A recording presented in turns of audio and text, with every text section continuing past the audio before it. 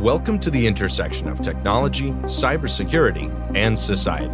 Welcome to ITSP Magazine. You're listening to a new episode of Stories from Space podcast, where your host, Matthew Williams, examines the history of human spaceflight, the breakthroughs that revolutionized our understanding of the universe and our place in it, and the brave individuals who work tirelessly to advance the frontiers of our understanding. Knowledge is power, now more than ever.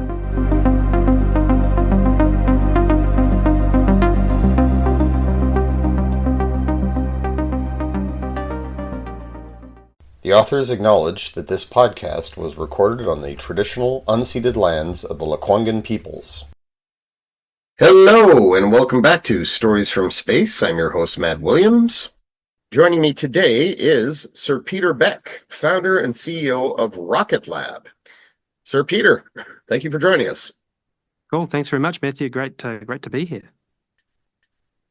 So, naturally, in any interview, I imagine the most common question that people start off with is to explain their journey, how they came to be basically the CEO of a major commercial space company. And I've heard it said, and I will repeat it, that you are the company that is poised to challenge SpaceX's near monopoly. And this is obviously a very, very big accomplishment. So what can you tell us about the road that got you here? Well, I would say the road is quite a bit different to kind of more traditional paths, if there is such a thing to rocket company. But for as long as I could remember, I was always really passionate about two things, and one was space and one was engineering. But I was born in a little town at the very bottom of the South Island of New Zealand, some 50,000 people in it. You couldn't pick a place that was more removed from the space industry that you could possibly imagine, really. And I'd always had aspirations to go and work for NASA because that was the place to be in space. So I kind of traveled through my career and in New Zealand, and I originally started off doing a tool and die making apprenticeship and became a tool and die maker. And really the impetus for that was there was no university courses even remotely close to anything to do with rockets or propulsion even. So I was building rocket engines when I was still at school, and just really needed the hand skills to be able to build the ever increasingly complex engines and pumps and everything that I was trying to do. So cut a long story short, I ended up at a government research lab, kind of similar to like the American National Labs, and was doing advanced materials and structures, mainly composite structures, supporting things like, wind turbines and the America's Cup boats and all of those kinds of things. But I went on a bit of a rocket pilgrimage to the United States, and I spent a month over there and visited all the NASA centers that they would let me into, and all of the large typical aerospace primes. And after that trip, I realized two things: a non-degreed New Zealand foreign national trying to bust into the US space industry is pretty much impossible. I did the only logical thing that could be done at that point was to go back to New Zealand and just start my own rocket company, and started Rocket Lab way back in 2006. And in fact, that was, from what I've read, just biographical information and the history of the company. There was obviously a very steep learning curve at first. There you began with the Atlia sounding rocket and test launching, and obviously a very, very challenging time for a burgeoning company. Yeah, is it fair to say that there's a lot of failures or mishaps on the road to successful launches? Yeah, I mean, no doubt. Certainly a lot to learn, that's for real. But, I've always had the philosophy that by the time it's on the pad, you should be highly confident that it's going to work. So, yep, we certainly learned a lot, and had to take a lot of things back to first principles. We didn't have there was no aerospace industry here to call upon or experts to call upon about certain things. So, when we were developing Electron, for an example, we had to go back to very first principles on various things. which in some respects was, pretty painful, but in other respects, what it did is it built that knowledge within the company and the people within the company. So that, when it came to really complicated problems, we had that first principle kind of knowledge base to draw from and really understood things really well. Like there was nothing on the rocket that just magically happened that, we didn't know why it happened. And that was super important, for the success of the projects and the programs as we went through. So yeah, look, plenty of learnings, and plenty of failures, but not too many, because in this industry, you're one major failure away from extermination. I think that's one of the things that Rocket Lab has been able to do well, is be able to take large technology risks, especially, but mitigate them such that they never really occur. And I remember the first time I ever reported on a story involving Rocket Lab, I believe it was back in 2018. And this was shortly before the launch of the Humanity Star mission. And yes, I remember reading with interest that the Electron rocket, at the time, you were leveraging that experience you had in smart materials and composites. And so the cost-saving measures were that the Electron rocket was built out of carbon fiber, it's manufactured in-house, and also had a plug-in payload design. These were what essentially made it a cost-effective way for launching small sats. And now your company has since turned to retrieval. And I remember covering that too with some excitement. Yeah. Yep. It started with catching it with a helicopter. Yep. But nowadays you're relying on parachutes to retrieve the first stage. Yeah. Yeah, correct. Yeah, so the Electron vehicle, as you pointed out, was unique and innovative in a number of ways. Being all carbon composite was certainly a huge advantage. We were the first to 3D print a rocket engine and send it to orbit. So we really pioneered some of the early 3D printing of super alloy metallics in combustion devices and pumps and things. There was a lot of firsts, and of course we created the launch range down here in New Zealand, the first private orbital launch range in the world. And so, there was a lot of firsts. And we didn't do that because we had some obsession with getting Wikipedia pages. It was really about, solving the problem objectively, and how can we build something that is both the lowest cost and enduring. And for the Electron product, at one point we were tracking some 140 odd companies looking to try and build a product of competing to Electron. And the favorite to win, we were not ordained the preeminent winner for sure. Like Virgin Orbit had a total of $1.2 billion of funding from Richard Branson go into it, which was exactly $1.1 billion more than we had. So it was it wasn't a predetermined outcome by any stretch of the imagination. But we brought a vehicle to market that really served the niche well and was really innovative, and of course met all the cost objectives that were required to be successful. Yes. Now, to date, you've made 50 launches, I think. 52, I think. Yep, 52. Yep. Okay. That's a sign of success when even I can't remember what number we're up to. So, anyway. Yeah, well, the statistics on the overall success rate was also very high. Of the 52, I'm going to guess that 48 were successful. Yeah, so the very first flight we had a failure, not due to the launch vehicle, was actually some third-party telemetry that caused that.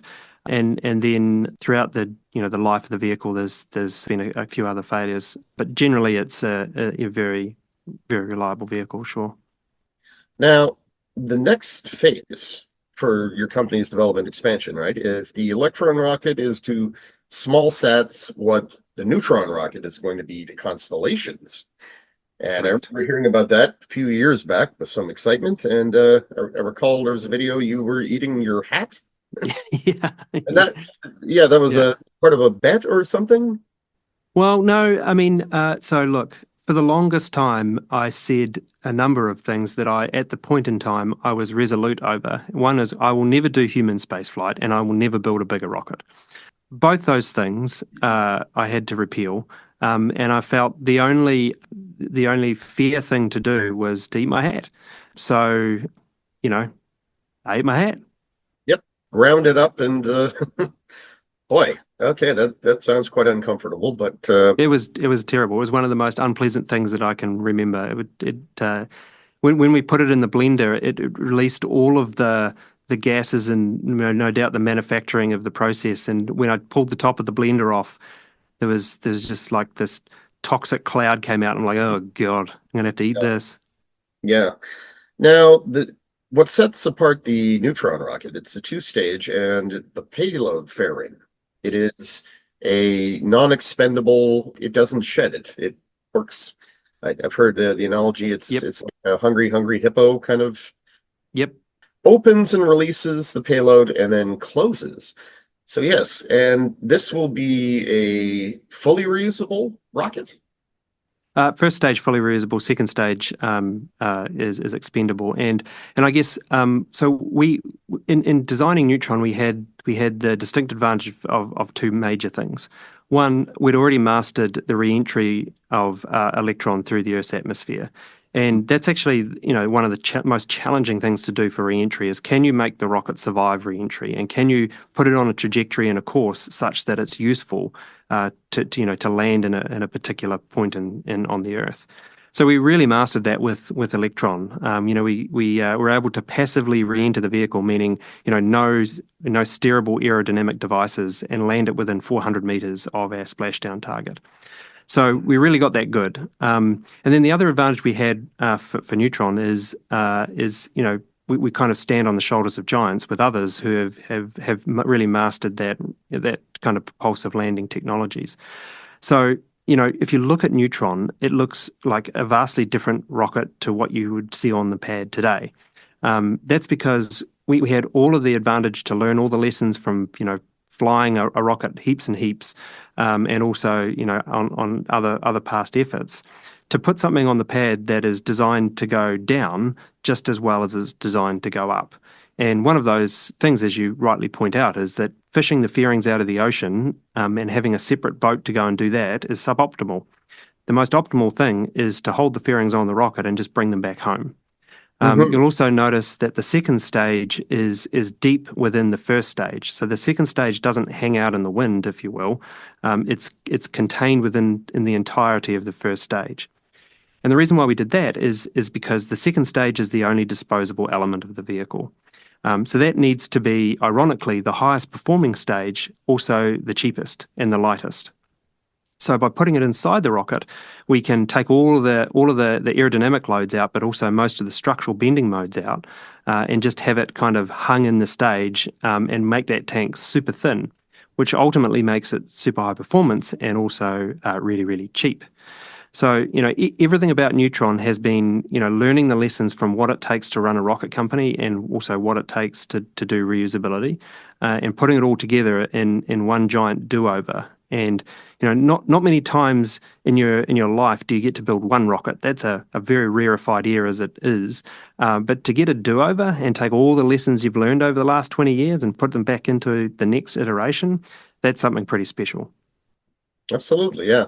And going back to what you're saying about yes, standing on the shoulders of giants, getting started, your company, I mean, you guys really did get in pretty much on the ground floor of things. You were around to see so many major developments in commercial space and so forth. So naturally, I want to ask, from that privileged perspective, what would you say have been some of the greatest developments that in commercial space and what they brought into space exploration? And maybe give us a little teaser on what could be coming. Yeah, well, I think I've been lucky to see a couple of things. I think reusable rockets, kind of commercial reusable rockets, have certainly been one. I think people forget that the space shuttle was actually an incredibly innovative vehicle. It landed back at the launch site under wings, and it was a reusable rocket. Now, it wasn't a particularly good one from a reusability standpoint, but nevertheless, it really pioneered reusability. And then you had commercial companies come along and stand on those shoulders of giants and do it commercially. But what I would say that probably one of the biggest impact or biggest kind of movers in the space industry in my time has been there. For the longest time, there was always this kind of bet on the come that commercial space would solve problems in orbit that would be very valuable for down here on Earth. And there was always talk of like big constellations and lots of commercial opportunities in orbit. But it was always a bit thin on the ground. There would be a little startup that would raise some money and then put a couple of CubeSats in orbit and cough and splutter and whatnot. Fast forward to today, I mean, you have some of the most valuable companies in the world deploying their own space infrastructure, and these are not natural owners of space infrastructure. Like Apple and Amazon with their Kuiper project. If you asked me, 10, 20 years ago, would Amazon be putting up a mega constellation in low Earth orbit? I think you'd have to squint pretty hard to see that being a reality. But what you're seeing now is like large corporations really utilizing space for all the value it can create. And, we've always talked about the democratization of space, from space turning from a government domain to a commercial domain. Well, I can say that I've witnessed that in my lifetime. I have witnessed, space being a government-dominated domain to now being a commercially dominated domain. And, to answer your question about things to come, I think we're just getting started. It's literally we've rung up on our dial-up modem and we've just got our first email over the internet. That's where we're at. And I strongly believe that the biggest thing to be done in space isn't even being thought of, let alone being executed. But access to orbit, access to spacecraft, and the ability to build spacecraft has never been like this ever before. So it really is an exciting time. Just as a shot in the dark here, would the biggest thing be, say, a rotating space station in orbit? Well, maybe. I think human spaceflight is certainly incredibly inspirational, incredibly dangerous, but incredibly inspirational. And I think that's not an unreasonable kind of projection, given that NASA is retiring the International Space Station in 2030. And over their favor right now is to procure commercial space station services, not a government space station. The next space station in orbit is not going to be government. It's going to be a commercial platform. So that's where you can really, open the aperture for things like space stations and orbiting hotels and all that kind of, crazy stuff. I think that's where it all starts. Yeah. And now 2022 was a pretty banner year for your company. You had the launch of the Capstone mission, the Cislunar Autonomous Positioning System Technology Operations and Navigation Experiment. And this was done with an Electron rocket, but also your Explorer platform. So correct. You provided the launch deployment services. That was a pretty big deal. It was a big mission. Yeah, it was a big deal. Yeah, it was actually the first Artemis mission. And those spacecraft were to go and try kind of that cislunar orbit out for where an orbiting outpost may be based in the future. And that was a big mission. I mean, I don't think anybody could have thought that you could go to the moon off a little rocket. And yeah, we had to that took a lot of effort. It was a big team for many years, developing that spacecraft, the rocket, and the capability to do that. I guess the really exciting thing is that now for some tens of millions of dollars, you can go and visit the moon or asteroids or even other planets. So from a planetary science perspective, it's super exciting. And we have two Mars missions called Escapade, two spacecraft that we built for NASA that are ready to go to Mars also. So it's an exciting time. Mm-hmm. When is that mission expected to launch?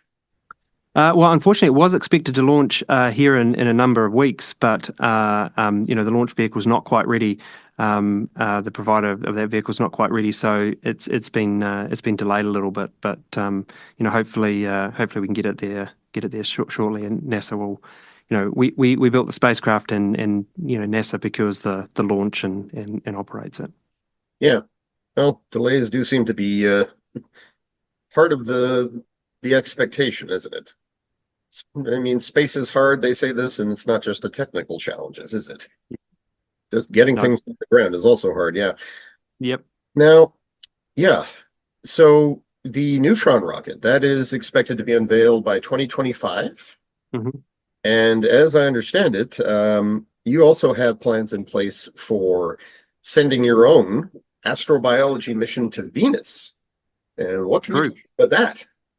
Yeah, well, I mean, I know we've only got 45 minutes. I think we could use 45 hours if you get me talking about Venus. But but fundamentally, I'm very interested in Venus. I think it's a fascinating planet. But I'm also incredibly interested in trying to answer the question: are we the only life in the universe or not? And if you take the scientific approach right now, we have no evidence to prove that we are not. That we're not the only life in the universe. In fact, that all the evidence says we are the only life in the universe. Now, I don't necessarily think that's true, but in the absence of evidence, that is a scientific fact. Now, Venus is very interesting because it's sort of an altitude of about 50 kilometers in the Venetian atmosphere. At least there's an environment there that is sort of hospitable enough for some particular life forms to exist. And Sarah Sager and her science team a number of years ago made a discovery of phosphine in that particular region. And currently, the only known producer of phosphine is kind of life. So it's not a known to occur naturally as a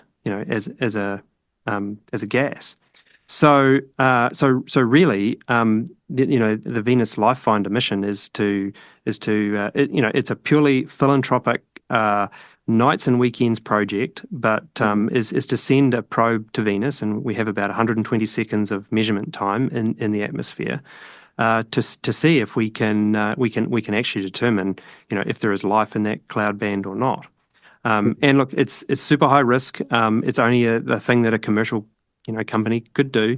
But I would feel very sad if I was lying on my deathbed and didn't have a crack at answering that question.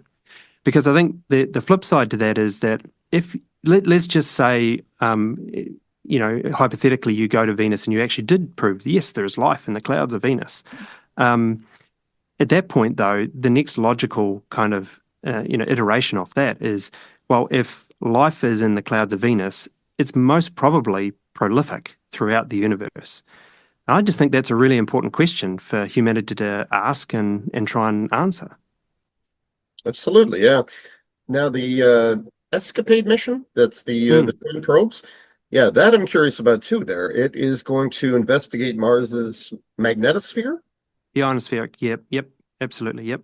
Yeah, and the purpose of this mission, I assume, is related to the ongoing astrobiology efforts.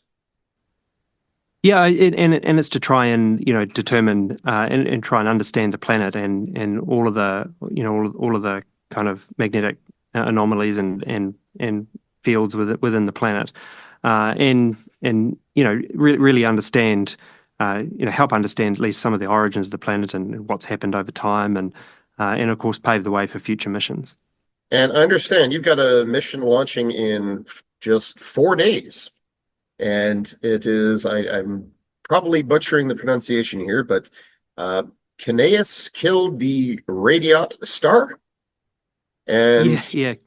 Yes, Yep. well, yes. So as I understand it, Kineas is the provider of the satellites, or the manufacturer of the satellites.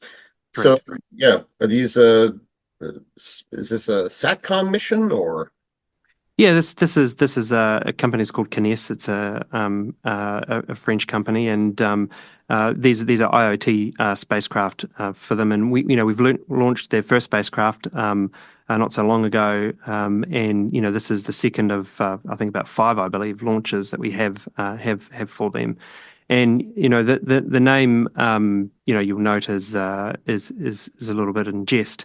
We started at the very, very beginning of the program. We had to give the launch vehicle a designator, and we learned that designator would be used at Space Command so they could track the vehicle.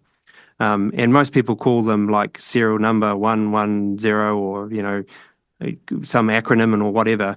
And I just imagined like a bunch of people at Space Force watching this thing on a tracking screen. So I thought, wouldn't it be funny if we just called it what it is, and we called it's a test. So as it was tracking across their radar screens, it would just come up as it's a test. And we just continued to call our missions. It's such a serious business. You got to have a little bit of fun somewhere. So you'll notice that all of our launch names have a little bit of humor in them. Yeah, well, I certainly have. In fact, it does seem to be kind of an industry thing. Your first retrieval attempt using a helicopter was called Return to Center. Yes. Yep. Yeah. Any other fun and cheeky names that sort of stand out? Well, Flight 3 was funny. It was named after it was kind of a play on the Flight of the Conchords, and there's a song related to that, and we called the vehicle It's Business Time because that was really our first commercial business, first commercial flight. So it was business time, and yeah, no, there's been a whole bunch of them along the way for sure. Excellent. Yeah. Well, now this is going to sound maybe a little bit vague because you spoke about the future of space flight, and yeah, so much yet to be accomplished. I would imagine, yes, it's just the limits of the imagination are the only real constraint there. But again, given your position, I'm wondering, what would you say you're looking forward to in terms of future developments? Like what needs to happen? Yeah. I think that's a great question. So, as I look out and what we're trying to architect here as a company, is an end-to-end space company. So we've spoken, a bunch about rockets, and we've spoken a bunch about spacecraft, but Rocket Lab's quite unusual in the fact that we do both. So we're just as comfortable building a satellite and operating a satellite as we are launching a satellite, and I think this is where the business is, in the industry is going. The large successful space companies of the future are not going to just look like launch companies or just look like satellite companies. They're going to be these vertically integrated end-to-end entities. And the reason why I have so much confidence around that is you realize the efficiency when you do that, because a rocket is a giant engineering compromise, a satellite is a giant engineering compromise, and if you can remove those compromises, then you end up with not only a superior product but a much lower cost product or service. So as Rocket Lab stands today, we're deep in that kind of integration. And I think what excites me the most is when Neutron comes online, we have the ability to build just about any satellite at any scale and launch a satellite, any kind of satellite, to just about anywhere at any scale. And this is the first time in history that's all been under one roof. So I think that's a really interesting place to build something really big from. Absolutely, yeah. In fact, looking at your company's profile over the years and seeing end-to-end is the proper term for it. The term that came to mind for me was one-stop shopping. Yep. But Yep. Yeah, I certainly see the value and the wisdom in that. Now, in terms of other things that are expected for the near future, you announced earlier this year that your company was planning on reusing a retrieved Electron first stage. So this is the first time that a retrieved stage has been relaunched. And any idea when that is happening? Yeah, so we sort of deprioritized that. It became kind of obvious, although it's a nice kind of goal to tick off a box, and we're all kind of a little bit OCD engineers over here. The reality is that we can either spend the resources of that recovery team on an Electron refurbishing and getting an Electron booster ready to refly, which and all the certification that goes along with that, on an $8 million rocket. Or we can apply that team to just getting Neutron to the pad faster on a $55 million rocket. So, economically, it just makes far better sense to apply your resources to the bigger prize, which is Neutron. So getting that to the pad and getting, putting those reusable resources on that is a far better use of that resource. Not to say, I mean, we have that stage sitting in the factory, so it'll make its way through the production line in due course. But it's just not a priority for the company right now. We don't, we really don't need the extra margin that brings in that product line. The more advantageous thing for us to do is to continue to ramp production for Electron and put all those resources on Neutron. Mm-hmm. And your company is one of several, in fact, that have emerged over the years that is currently, I do believe there is some hope, in fact, that they continue to sort of draw focus away from SpaceX and really sort of open up space further, right? Just to say, not one major contractor, but several. And as I also understand, you currently have 2 launch complexes, one in Virginia and your primary one in New Zealand. Do you envision expanding to have additional launch complexes in the future, or you pleased with the 2? Look, a launch site is a giant cash burner. It's just a hole in a P&L. So I want the least number of launch sites possible. And I always chuckle when I see companies, proposing the whole business plan is around building a launch site and providing that as a service, because there is no money to be made in launch sites. They are just cash consumers. So no, we want the smallest number of launch sites possible. The Wallops site is really unique because it's away from the busy Cape, and the Cape is a great site, but it's just pretty busy. I mean, you've got obviously a number of launch companies there, increasing their cadence, but also very large launch vehicles that cause you to evacuate large portions of the Cape. So much like we did down in New Zealand, as we just kind of built a launch site and minded our own business, we're kind of doing the same at Wallops as well. I mean, it is really a jewel in the Ranger's crown to have such a site there that really is not busy, and we're responsible for the vast majority of all launches down there to date. At the moment, I should say. So that's a real advantage. Mm-hmm. And I'd be remiss if I didn't ask, but looking at your experience growing up and your obvious interest, now there was some mention of a rocket bike, a jetpack, and then a cruise missile engine that you bought and repurposed. So a rocket bike, is that as cool as it sounds? Well, I thought it was pretty cool at the time. I'm not sure I'd put a leg over it these days, but at the time it seemed like a fantastic idea. And look, it was all in kind of the early phases of my career and developing and building rocket engines. And once you build a rocket engine and you fire it a whole bunch of times, it kind of gets a bit boring. So the next logical thing was to see if I could ride it.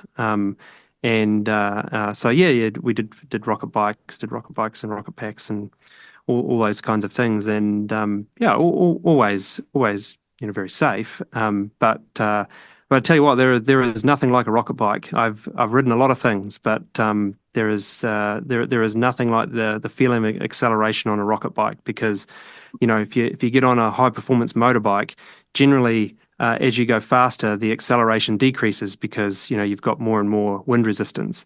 But on a rocket bike, your acceleration increases because you're consuming so much of your fuel that the bike is getting lighter and lighter and lighter.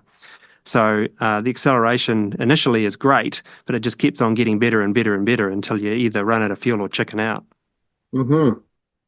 Reminiscent of the rocket equation. Yeah, there you go. Yeah, but you're not fighting against gravity, so it's kind of a positive. Yeah.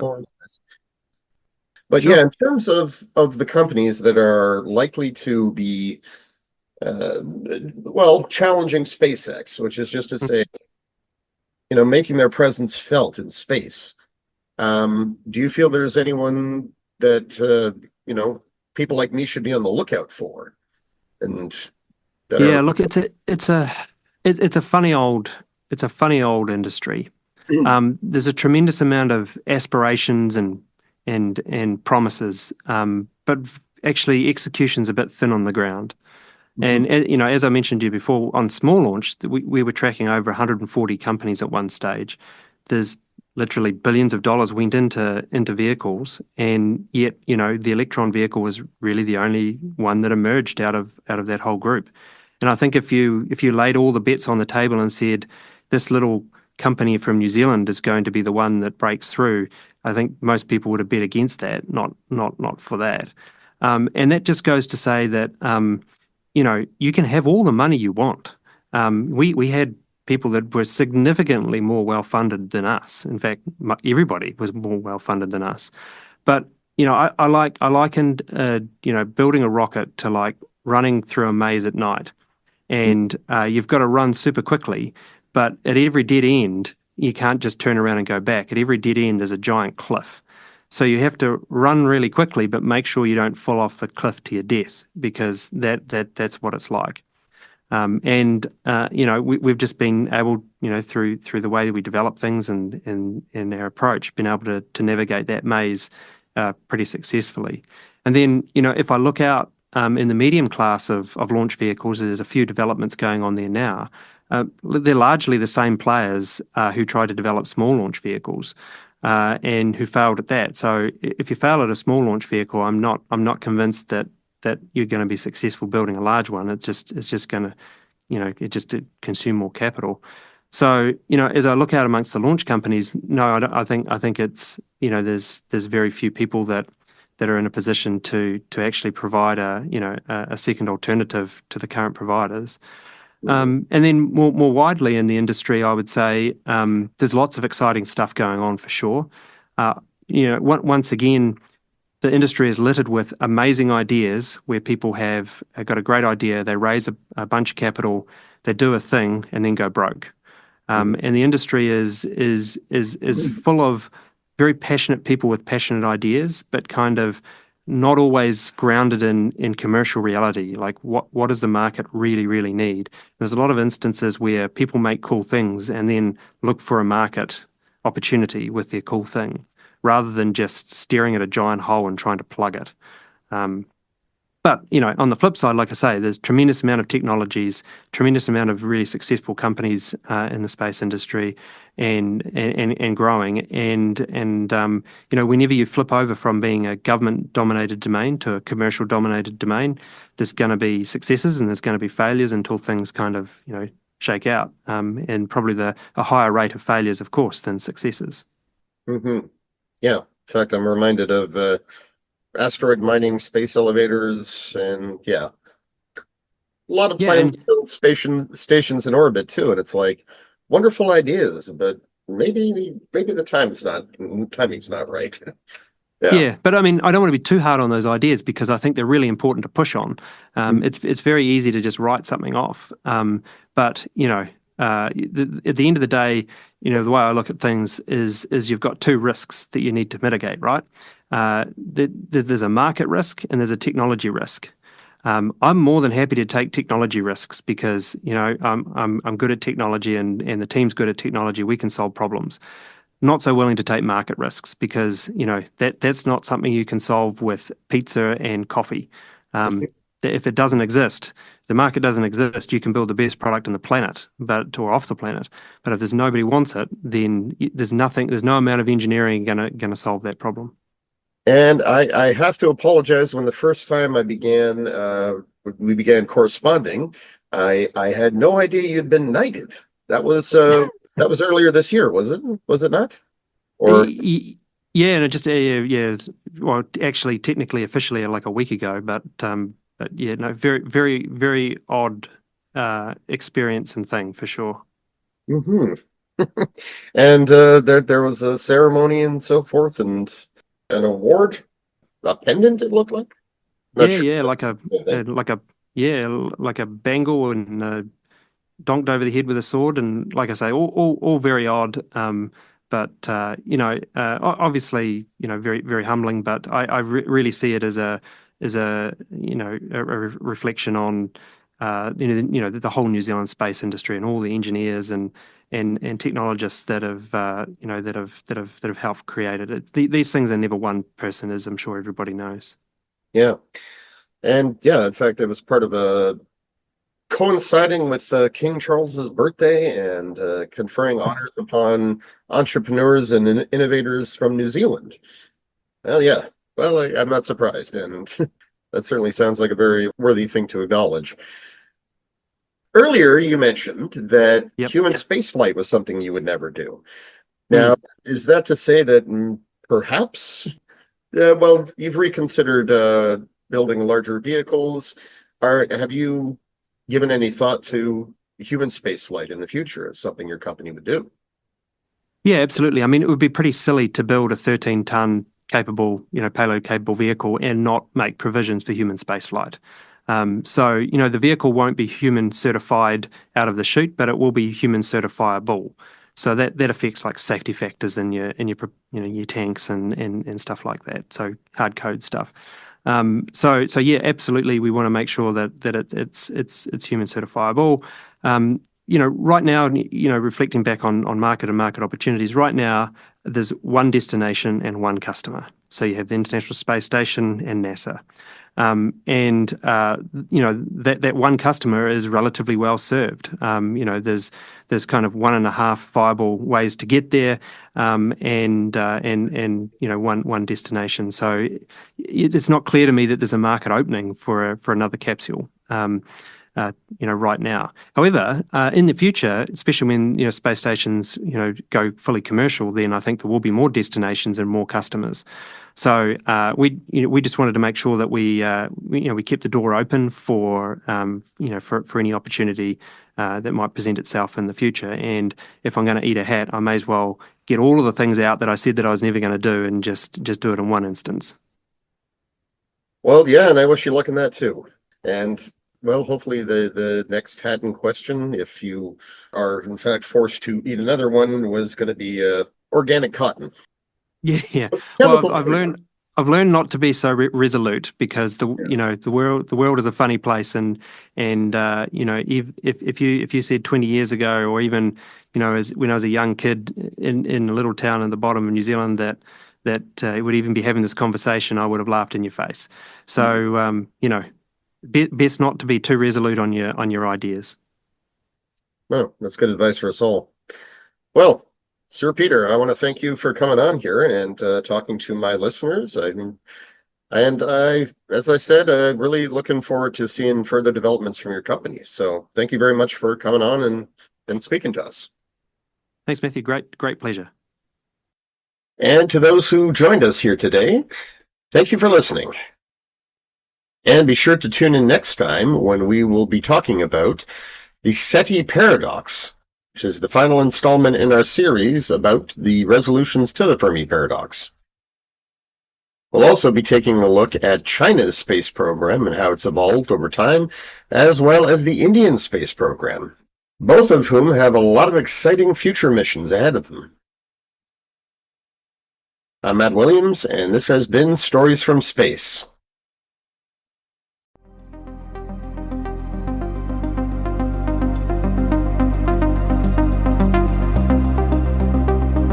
We hope you enjoyed this episode of Stories from Space podcast with Matthew Williams.